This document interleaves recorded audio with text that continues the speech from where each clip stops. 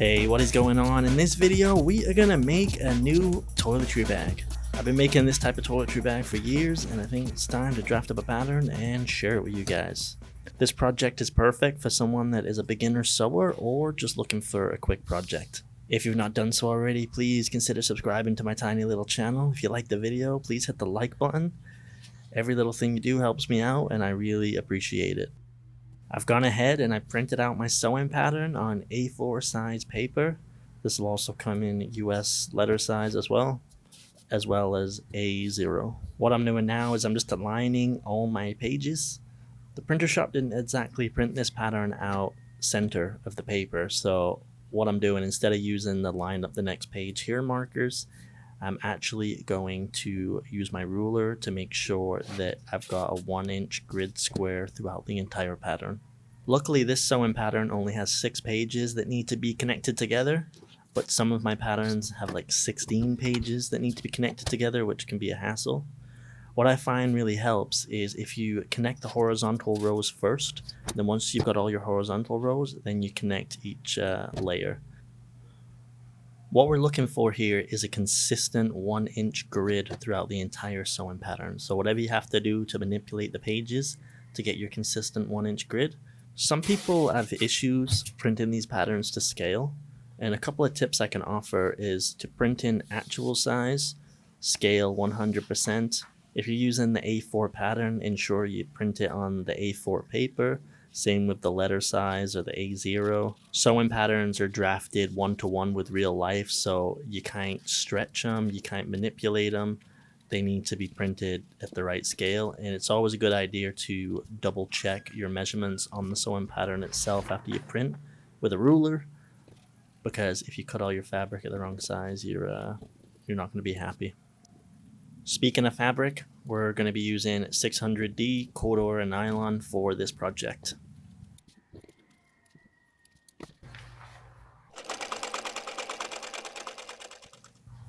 For this project, we're going to be using number 5 zipper, 1-inch wide Velcro, and 1-inch wide nylon webbing.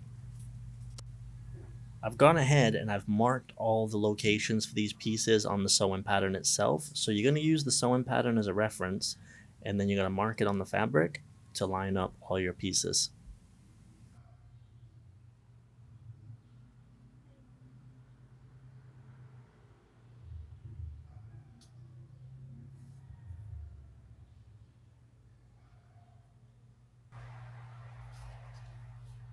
I'm just going to use a pin to hold the Velcro in place, and then once I get it on the sewing machine, that's when I'll do the final aligning.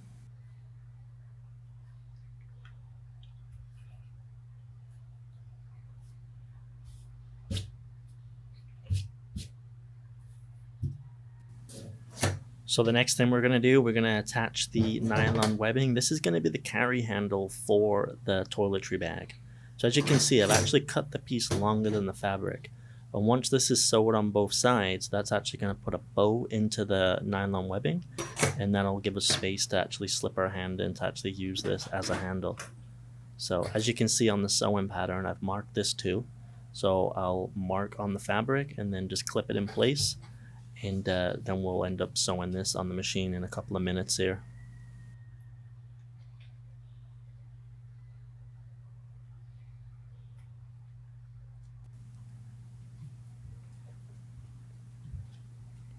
Okay, this is probably the most difficult part of this whole project, but just make sure you watch the video before you actually try and build it so you have a good understanding of how it's done. So I've took my number 5 zipper, split it in half, and what I'm going to do is I'm going to clip it to each side of the fabric here.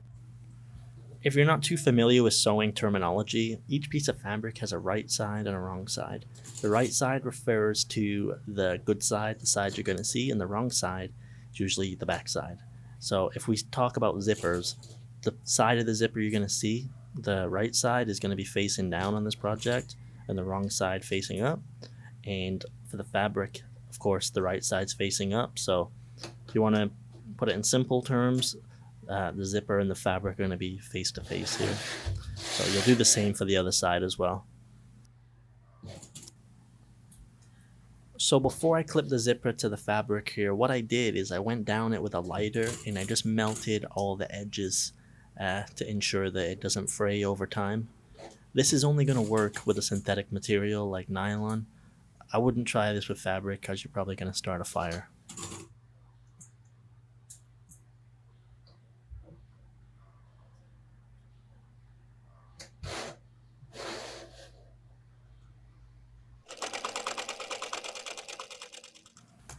Okay, it's time to start sewing some stuff together. So one of the benefits of clipping everything together first is that when we start to sew, we can just sew it all in one shot.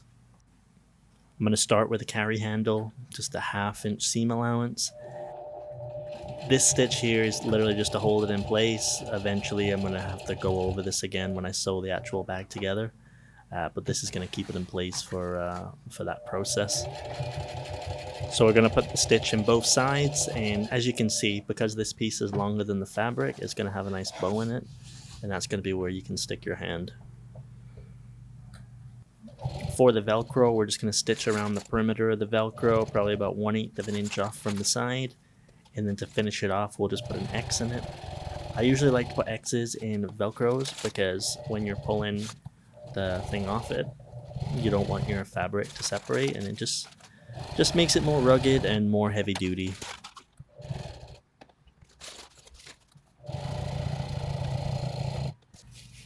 Okay, it's time to start sewing the zipper. So what we're gonna do, we'll take a clip off and we'll just sew a 1/4 inch seam all the way down the side of the zipper here.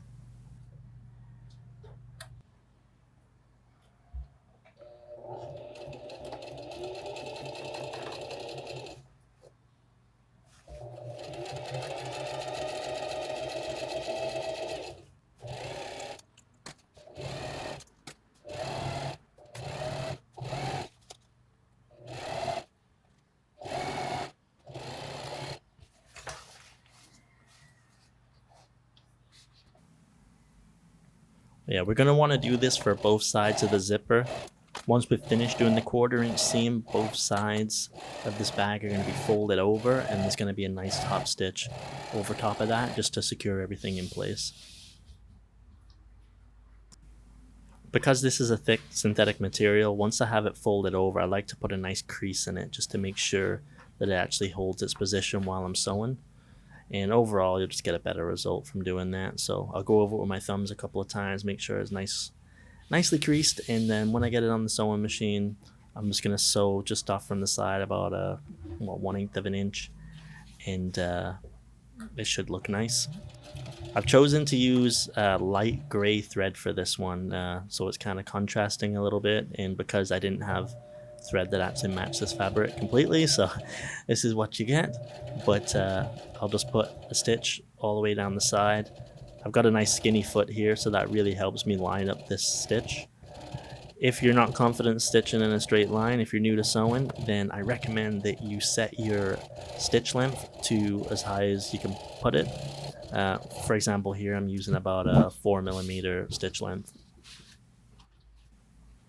Okay, it's time to install your zipper slider. So because I'm using a really cheap, crappy zipper for this bag, it's going to be a little finicky for me, but we'll get it. And yeah, nothing too complicated. I usually cut the zippers a bit oversized, so I'm just clipping off the excess here and melting it just to get a better finished appearance.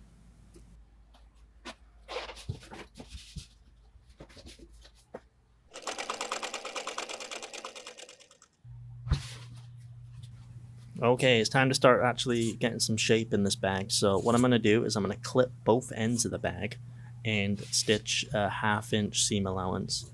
As you can tell here, the carry handle, you have that bow in it, so this part might be a little bit finicky, but I'm sure you'll be able to get it.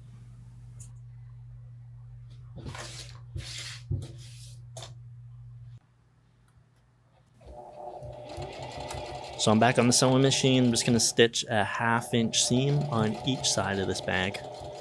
One of the things I like about these cheap zippers is I can just stitch right over them and not worry about breaking my needle.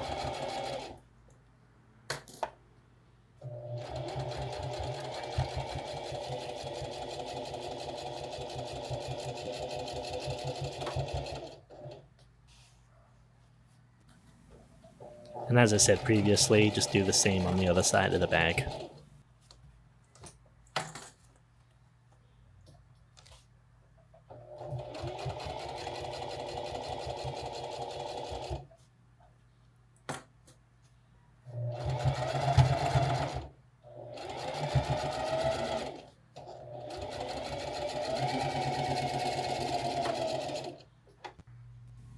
I don't usually add lining or finish edges in my sewing videos because I guess a lot of people have their own way they like to do things.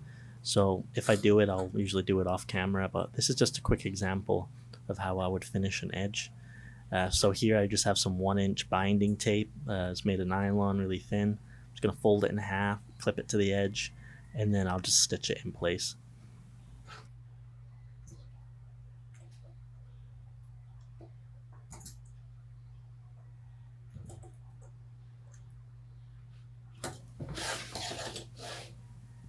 And this is what it looks like once you've finished stitching your edge binding.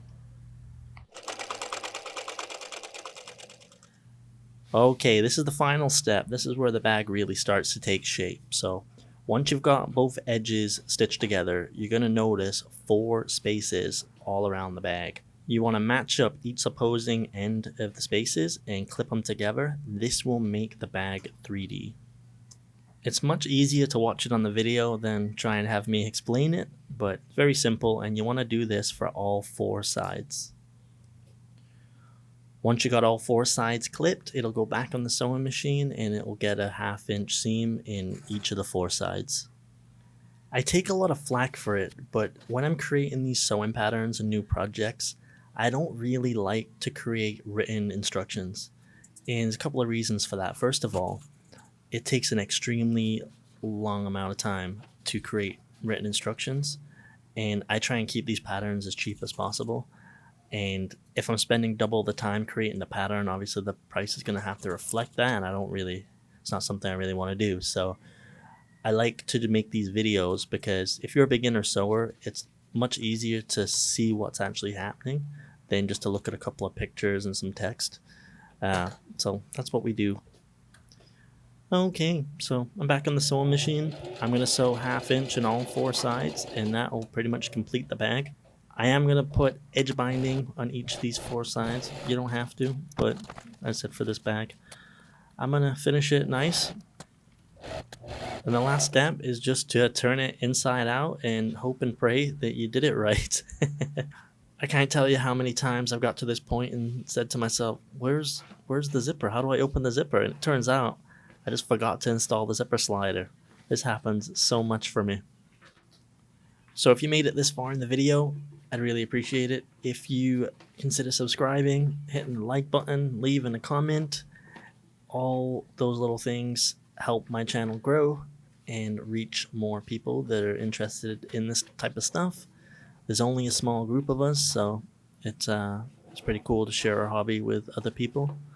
And this is the finished product. And thank you for watching.